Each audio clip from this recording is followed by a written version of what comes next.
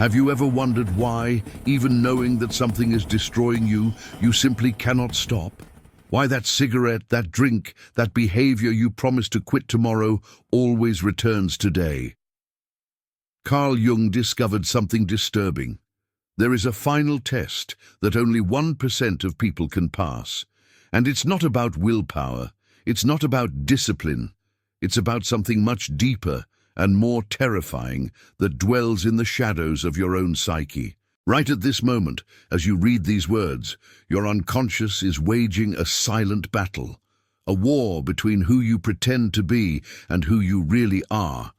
Addictions are not your enemies, they are messengers, bearers of a truth so uncomfortable that you'd rather self-destruct than face it. Jung called this the necessary descent into the inner hell. Only the chosen ones have the courage to make this journey to the end. The question that will determine your destiny is simple. Are you ready to discover what your addiction is really trying to tell you? There's something living inside you that grows stronger every time you give in. It doesn't announce itself with fangs or claws. It whispers. It promises relief just this once, just for today, and before you know it, you've handed over another piece of yourself to something that was never supposed to have this much power over your life. Jung understood that what we call addiction is actually a relationship. You're not just consuming a substance or repeating a behavior, you're in a transaction with a part of yourself that you've been ignoring for so long that it learned to scream in the only language you'd listen to: compulsion.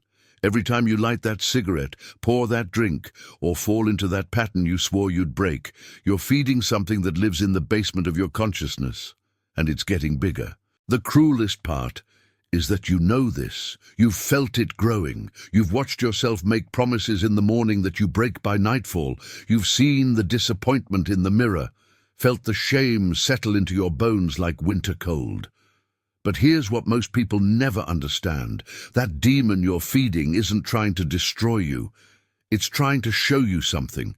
It's pointing at a wound so deep, so painful, that you'd rather slowly poison yourself than look directly at it. Think about the moment right before you give in. There's always a moment. A feeling rises up from somewhere dark and unnamed. Maybe it's anxiety crawling up your spine. Maybe it's a hollowness in your chest that feels like you're disappearing. Maybe it's rage with nowhere to go, or sadness so heavy you can't breathe under its weight. And then comes the thought, just one more time, just to take the edge off, just to make it through today. That moment is everything. Because in that moment, you're not weak, you're not failing, you're trying to survive the only way you know how. The demon you feed isn't some external force that invaded your life. It's the part of you that learned to cope when nobody taught you how.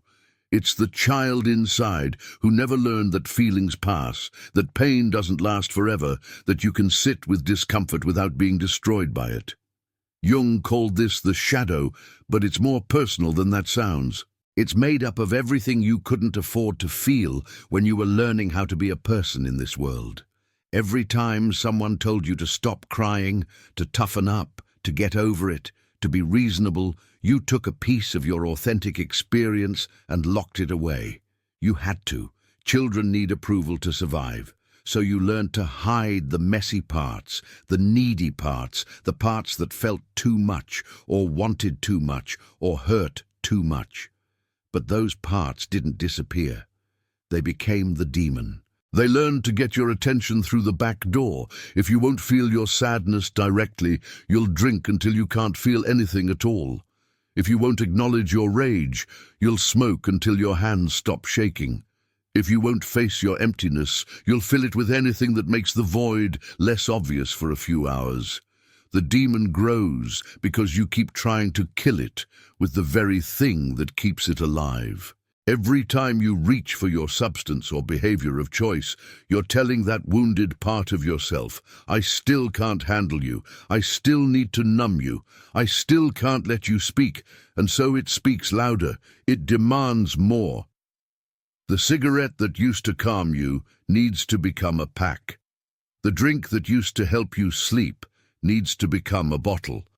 The behavior that used to soothe becomes a prison. What makes this test so brutal is that you can't think your way out of it. You can't logic yourself into freedom. You already know all the reasons you should stop. You've read the statistics, seen the consequences, felt the damage accumulating in your body and your life. Knowledge doesn't save you because this isn't a problem of information. It's a problem of integration. The demon you feed needs to be met, not defeated. It needs to be understood, not overpowered. This is where most people fail the test. They think recovery is about becoming strong enough to resist. They believe if they just have enough willpower, enough discipline, enough motivation, they can starve the demon until it dies. But you can't starve a part of yourself into submission. You can only keep fracturing into smaller and smaller pieces, with the demon growing larger in the space between who you pretend to be and who you actually are. The real test isn't about stopping the behavior. It's about having the courage to ask why you started in the first place, and then having the even greater courage to hear the answer. After you recognize the demon, something worse appears. There's a reason you keep feeding it instead of facing it.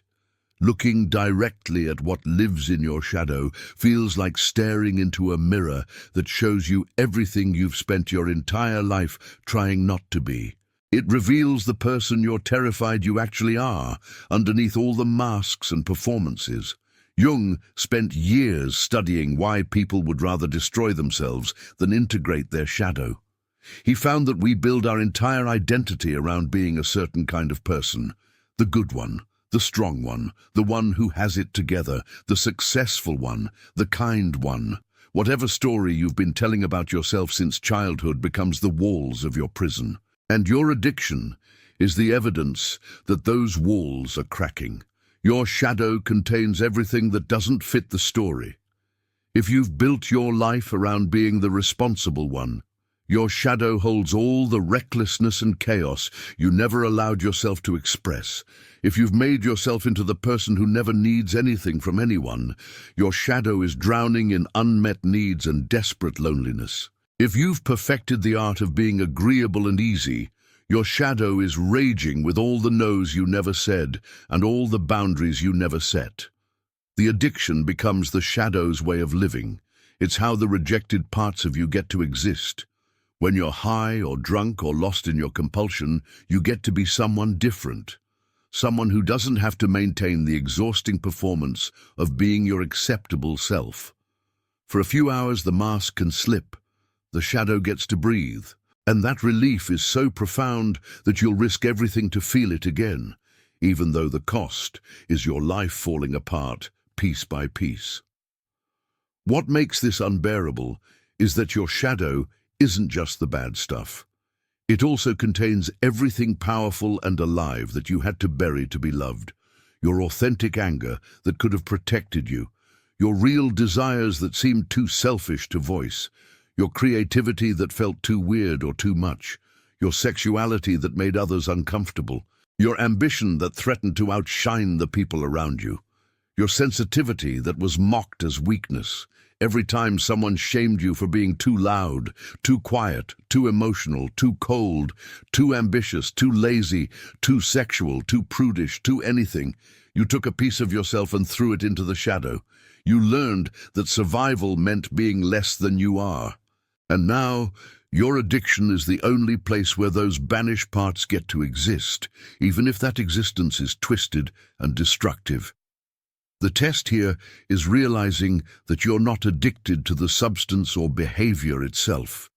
You're addicted to the brief moments when you get to stop pretending, when the exhausting vigilance of maintaining your acceptable self can finally rest. When you don't have to monitor every word, every expression, every impulse to make sure you're being the right kind of person. The addiction offers false freedom from the prison of your own self-rejection. This is why traditional recovery often fails. It tries to help you build better walls, stronger discipline, more effective ways to suppress the shadow. It treats your addiction as the problem instead of seeing it as a symptom of a much deeper fracture. You're told to just say no, to avoid triggers, to white-knuckle your way through cravings. But cravings aren't the enemy. They're your psyche screaming that something essential is being ignored. People who pass this part of the test do something terrifying.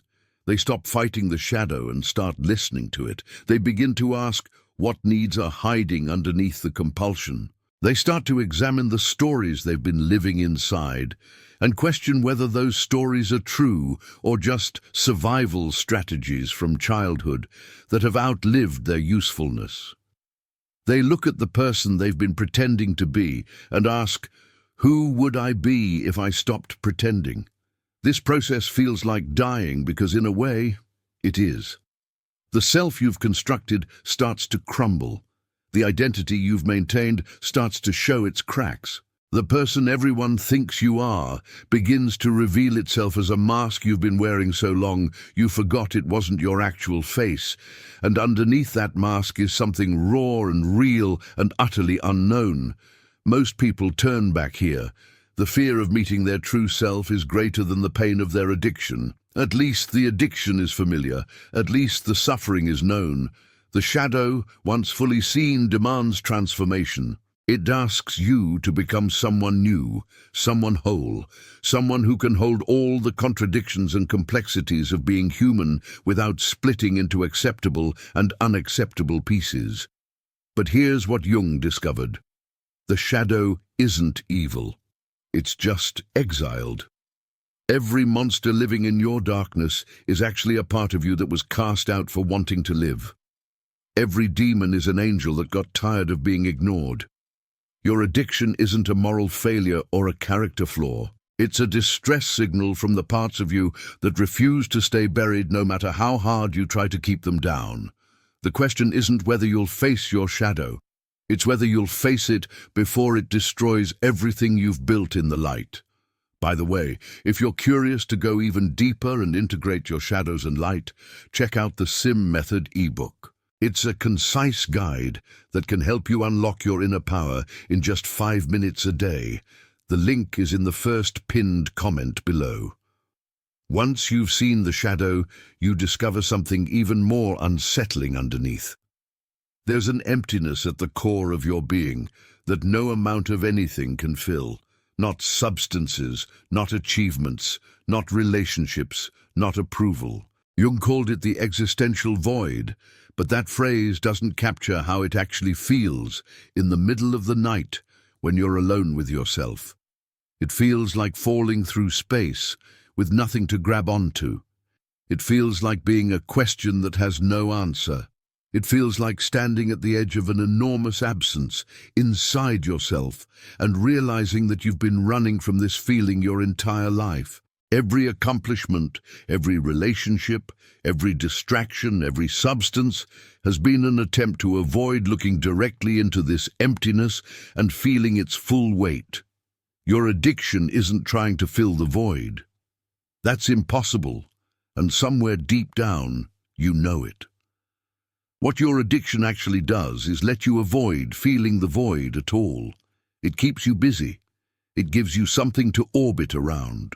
It creates crisis and drama and urgency, so you never have to sit still long enough to feel the bottomless absence that lives at your center. Think about what happens when you try to quit. The first few days might be physical discomfort, but then something worse arrives, a feeling like you're disappearing. Like without the addiction, there's nothing holding you together, like you're about to discover that underneath all your behaviors and patterns, you don't actually exist. This terror is so profound that most people run straight back to their substance or behavior of choice, rather than sit with it for even 1 more hour. But this void isn't what you think it is.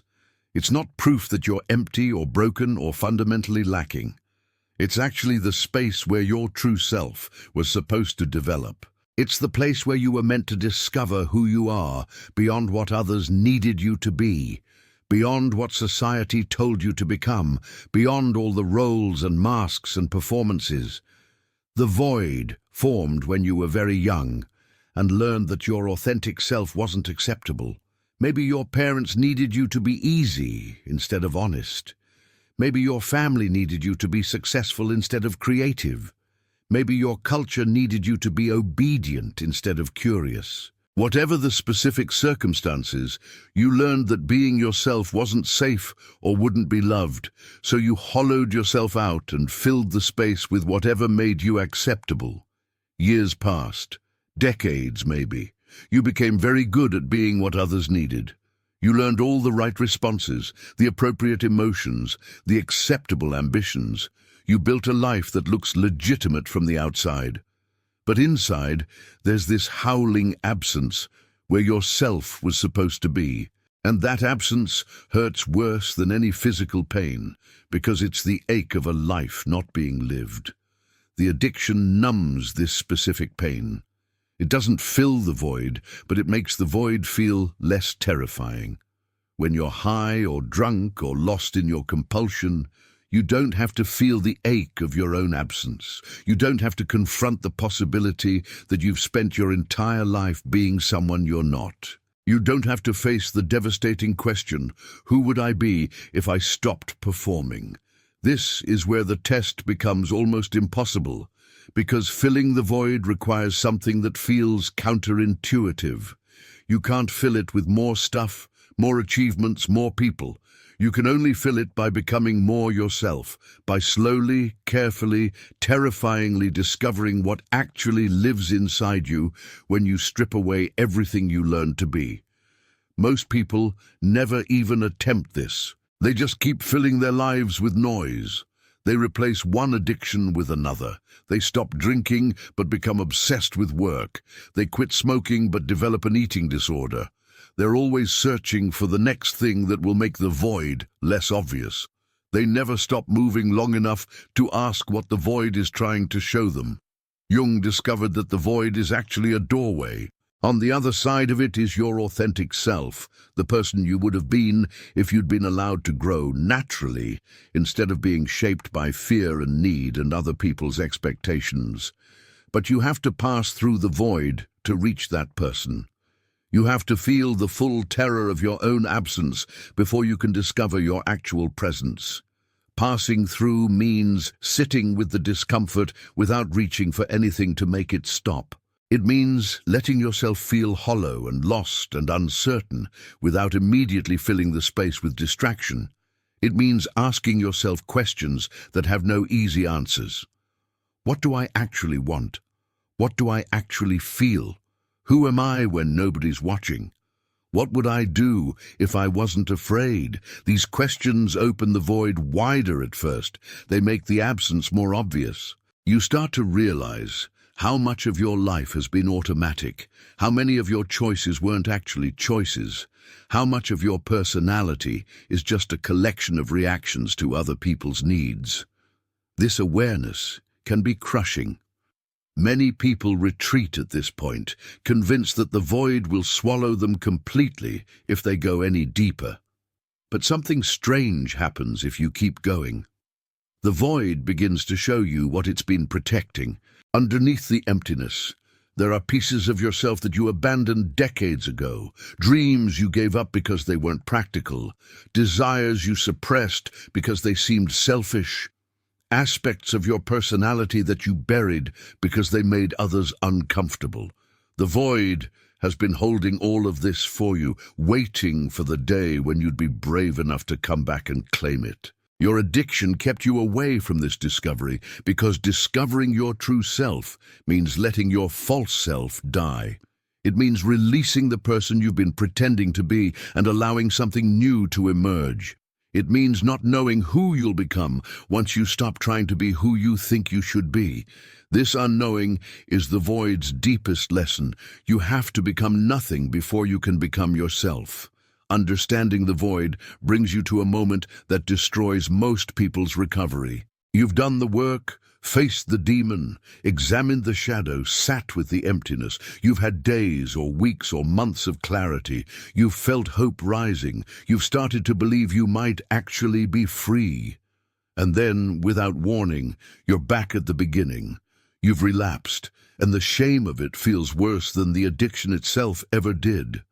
This is the moment where most people decide they're broken beyond repair. They take the relapse as proof that they'll never change, that they're fundamentally weak, that something essential is missing from their character.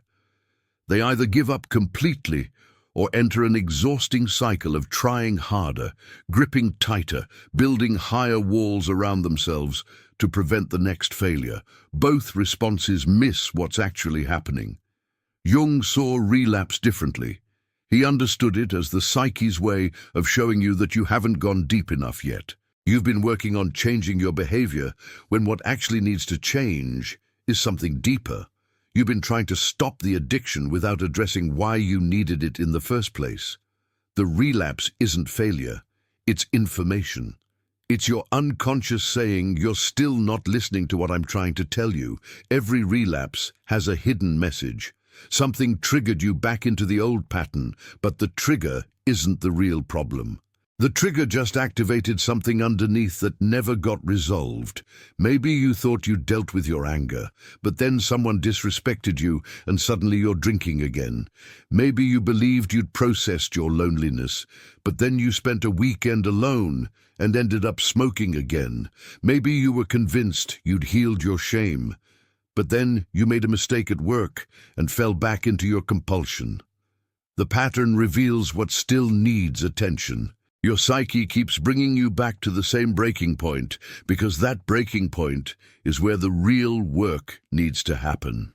It's showing you the exact place where your coping mechanisms still haven't been replaced with something more authentic. It's pointing at the wound that's still open underneath all your progress.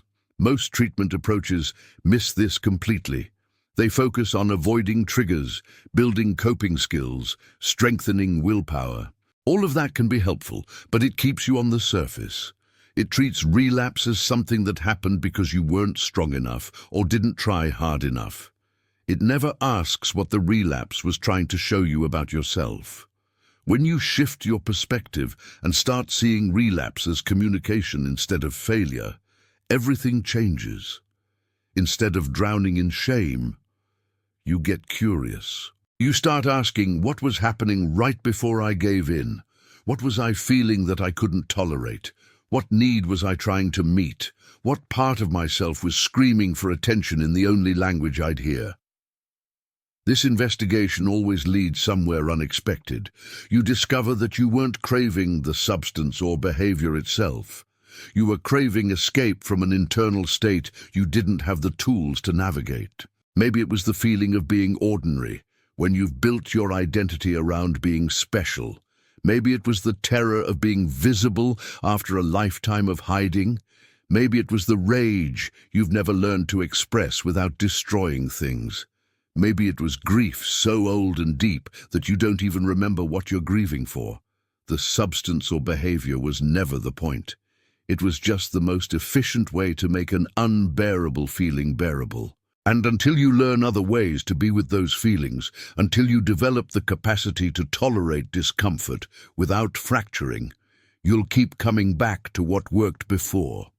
Not because you're weak, but because you're human, and humans will always choose survival over suffering when those feel like the only options. Here's where the test gets truly brutal. To integrate the message of your relapse, you have to do something that goes against every instinct. You have to get closer to the feelings you've been running from instead of trying harder to avoid them.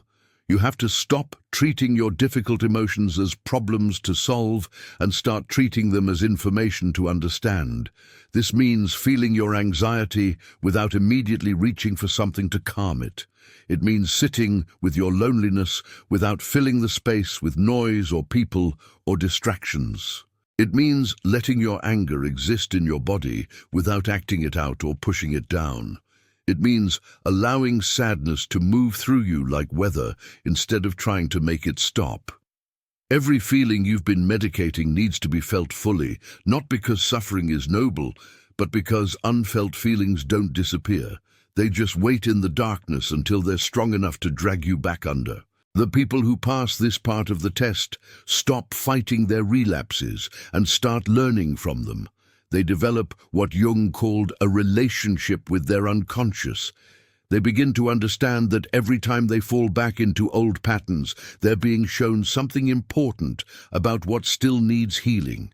They stop seeing themselves as failures and start seeing themselves as works in progress, with each relapse revealing the next layer that needs attention. This doesn't mean relapse becomes acceptable or something to seek out.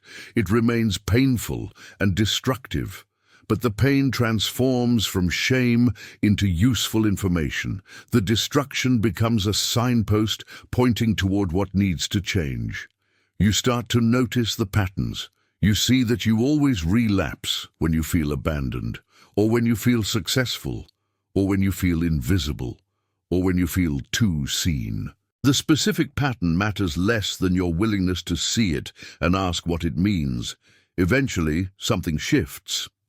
The relapses become less frequent not because you're trying harder to prevent them, but because you're addressing the actual needs they were attempting to meet. You're learning to feel your feelings without being destroyed by them. You're building a relationship with yourself that's based on truth instead of performance. You're discovering that you can survive discomfort, that feelings pass, that you're more resilient than you believed. But this shift only happens if you're willing to completely abandon the idea that recovery is about becoming perfect. It's not about never falling. It's about falling consciously, learning from the fall, and slowly building a self that doesn't need to fracture into addiction to survive its own existence. There comes a point in this journey when everything you've built starts to crumble. Not just your addiction, but your entire way of being in the world. The identity you've maintained, the relationships you've structured around your false self, the career you've chosen to please others, the life you've constructed to avoid your truth, all of it begins to fall apart. And it feels like dying because in the most important way, it is. Jung called this the dark night of the soul, but that phrase has been used so often it's lost its terror. What actually happens is more visceral. You wake up one day and realize you can't keep lying anymore. Not to others, but more importantly, not to yourself.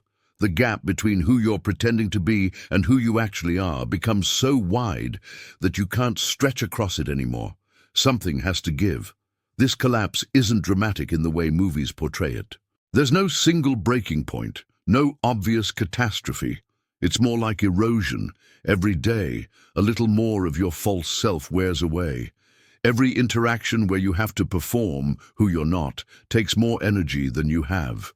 Every moment of pretending to care about things you don't care about, or being someone you're not, feels increasingly impossible to sustain. Your relationships start to show the cracks first. People who loved your mask get uncomfortable when the mask starts slipping. They want you to go back to being who you were, but you can't because that person is dying. Friends who bonded with you over shared dysfunction don't know what to do when you start getting real. Family members who needed you to play a certain role resist your transformation because it threatens the entire family system. Some of these relationships will end. That's part of the collapse. You'll lose people you thought were essential. You'll disappoint people you were trying to save. You'll watch connections that felt permanent dissolve when you stop being who they needed you to be. This loss is excruciating because it confirms your deepest childhood fear, that your authentic self is unlovable, that you were right to hide it all along. But something else happens simultaneously. The people who love the real you, the ones who've been waiting for you to stop performing, come closer. They celebrate your collapse because they see it for what it is, a birth disguised as a death. They understand that the person you're losing was never actually you, just a survival strategy that outlived its purpose. Your career might collapse too. The work you chose to prove something to your parents or society or yourself suddenly feels hollow. You can't make yourself care about goals that belong to your false self. Maybe you've been climbing toward a success that means nothing to you. Maybe you've been hiding in mediocrity because actual achievement would make you too visible. Whatever the pattern, it stops working. You can't force yourself forward into a future that has nothing to do with who you're actually becoming. This is terrifying because suddenly you have no idea what you want. The goals that drove you reveal themselves as someone else's dreams that you adopted to survive. Your ambitions weren't yours. Your desires were learned.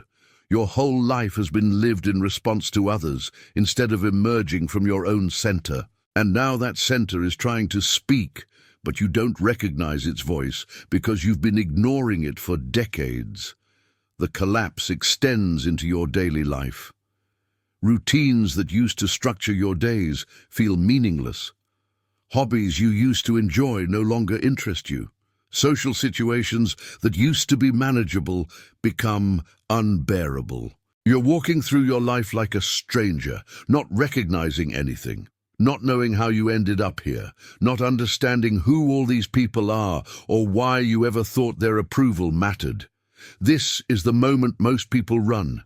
They patch up the cracks, rebuild the mask, go back to the addiction, because at least it offers the familiar comfort of known suffering. They decide that falling apart is too dangerous, that transformation asks too much, that maybe the false self wasn't so bad after all. They retreat into what they know and call it recovery or maturity or being realistic. But for the ones who keep going, who let the collapse complete itself, something impossible becomes possible. In the rubble of who they used to be, they start to find pieces of who they actually are. Dreams they abandoned in childhood, desires they suppressed to be acceptable, aspects of their personality they buried to be loved. All of it has been waiting in the wreckage for the day when they'd be brave enough to sort through it and keep what's real. The collapse creates space for something new to grow. You can't become yourself while you're still being who you're not. The false self has to die completely before the true self can emerge.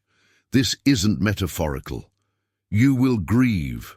You will feel like you're losing everything. You will question whether anything is worth this pain.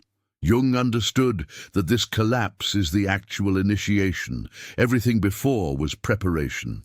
The demon, the shadow, the void, the relapses, all of it was bringing you to this edge where you either jump or retreat forever. Most people retreat. They patch themselves back together with the same materials that failed before. They white-knuckle their way through life, sober but not free, abstinent but not transformed. The ones who jump, who let themselves completely fall apart, discover something on the other side.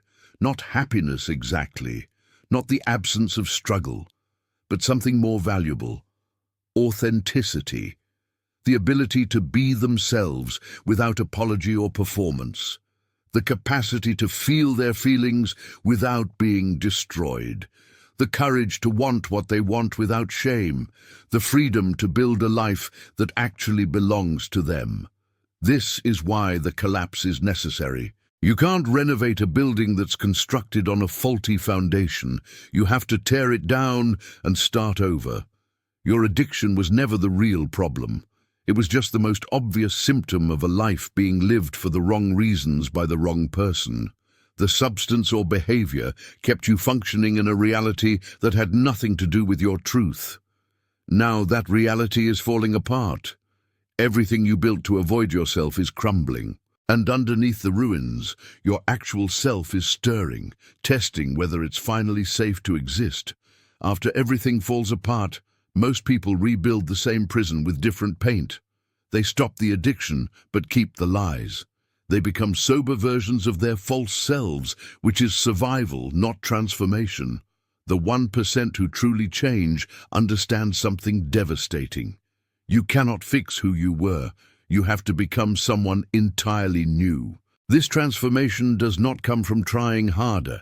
It comes from finally stopping the performance, stopping the pretending, stopping the exhausting work of being acceptable instead of real.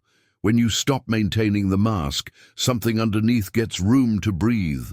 Something that has been suffocating your entire life suddenly expands into the space you have been filling with other people's expectations. The real work is learning to stay present with yourself when everything in you wants to run, When anxiety climbs your spine, you feel it completely instead of reaching for relief. When loneliness opens like a wound, you sit in it without filling the silence.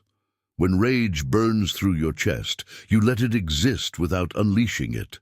Every emotion you stop medicating is a piece of yourself you're taking back from the addiction. Your life starts changing because you are operating from a different place inside. You choose relationships that see you, not relationships that need you to stay small. You pursue work that matters to you, not work that impresses strangers. You say no when your body screams no, even when yes would keep the peace. These choices cost you everything, built on lies. People leave, opportunities close. Versions of success you were chasing reveal themselves as someone else's dream. But what you gain is yours, a life that belongs to you. Not impressive, maybe, not what you imagined, but real, actually real. When who you are inside matches what you show outside, the exhaustion stops. The constant performance ends. The addiction loses its grip because you are no longer trying to escape yourself. The 1% are not special. They just decided that living their actual life, with all its rawness and uncertainty, was worth more than maintaining a beautiful lie. They keep choosing truth when lies would be easier. They keep feeling when numbing would be safer. They have stopped trying to become someone worthy and started being exactly who they are. That is the transformation. Not becoming better, becoming real.